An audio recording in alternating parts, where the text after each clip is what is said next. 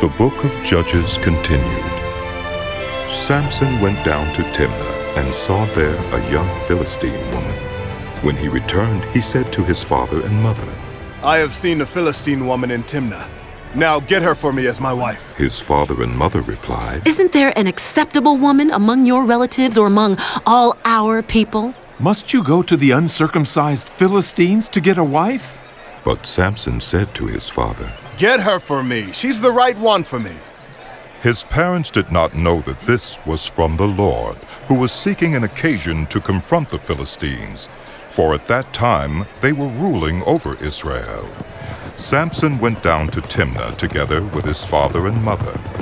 As they approached the vineyards of Timnah, suddenly a young lion came roaring toward him.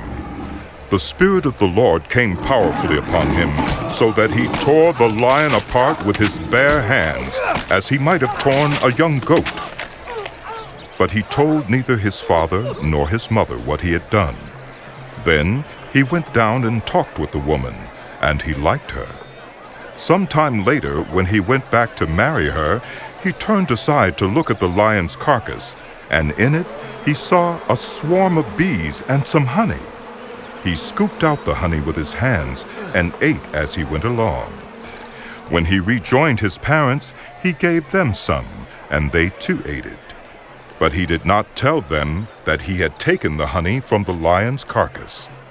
Now his father went down to see the woman, and there Samson held a feast, as was customary for young men. When the people saw him, they chose 30 men to be his companions. "Let me tell you a riddle," Samson said to them. "If you can give me the answer within 7 days of the feast, I will give you 30 linen garments and 30 sets of clothes. If you can't tell me the answer, you must give me 30 linen garments and 30 sets of clothes." "Tell us your riddle," They said. "Let's hear it. He replied, Out of the eater, something to eat. Out of the strong, something sweet." For 3 days they could not give the answer.